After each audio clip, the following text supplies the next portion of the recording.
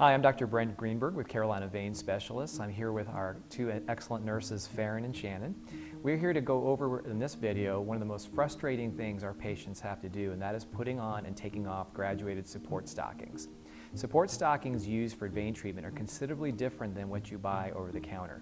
We're going to go over how the stockings are made and how you can put them on and take them off without being super frustrated.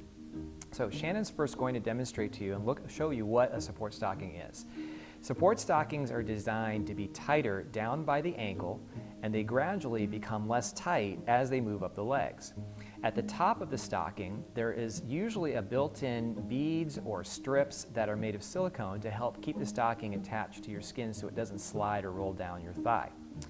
Typically, stockings come in versions of closed toe, we have a full toe there, or they come in an open toe version, which we'll show you in a bit on how to put these on. Stockings are made to help keep the blood from pooling in the lower part of your leg and help move it out. They're most important for after your treatments. So what we're going to show you today is how to put them on both when you have no device to help you, and what sort of devices are out there existing to help you put the stockings on as well. The first thing we're going to show you is how to put stockings on when you don't have any kind of supportive device to help you. The first thing I'll tell you is it's so much easier to put stockings on if you wear some form of gloves. If you use gloves to wash dishes with, like the latex type gloves or vinyl gloves, those work great. So do gardening gloves, as long as they have sort of a tacky type of material onto them. We here are going to use surgical gloves, but any types of those kind of gloves are best. And the reason why is that the skin on your fingers tends to be oily, and when you grab a stocking with bare hands, you'll have a tendency to want to dig in with your nails, and if you do that, you'll put a run in the stocking and you'll damage them. So always wear some kind of gloves. Now, with a stocking, the way you put it on without the device is you want to first reach inside and grab the heel of the stocking with your hand. Then you'll pinch the heel and pull the stocking back up over to the heel. You don't want to get it beyond the heel. Then turn the stocking over, and you'll put your foot inside with the heel down.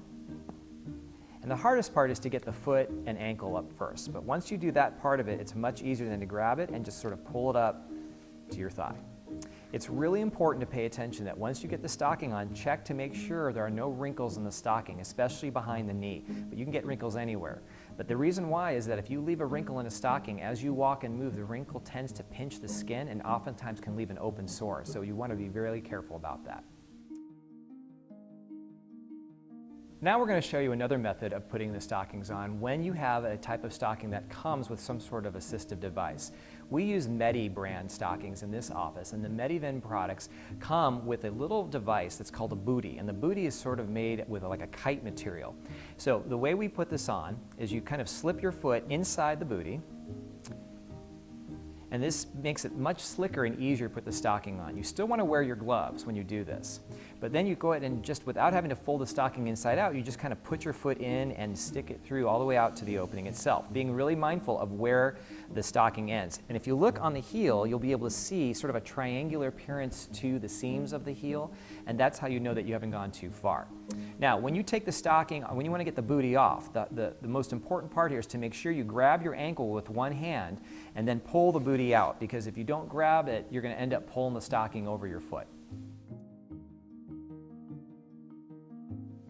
Okay, so sometimes you might have a closed-toe stocking, and closed-toe stockings have limitation is that you can't use a bootie, obviously, because the toe seams shut. So there are other assistive devices that exist out there.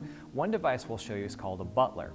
A Butler is sort of a frame designed to help you get the stocking on, and the advantage to this is that if you're struggling to bend over to reach your foot, because that can be really difficult, this will make it a shorter distance for you to reach, and it's much easier. So Shannon will do is take the stocking, and she'll have it as if she's going to put it on her leg, where the heel is pointed towards her and the toes away, and then she wraps the top of the stocking over the frame and sort of just kind of pushes it down until she gets to the heel. And you'll be able to see it because as she pushes closer and closer to the heel, there'll be the seam and the emblem of the stocking. So you can turn and show that.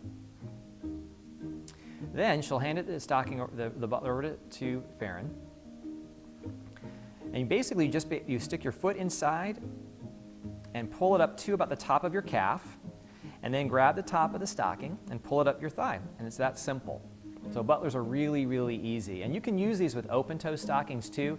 They're just not something you carry around in your purse very easily. So that's why we usually recommend this for home use only.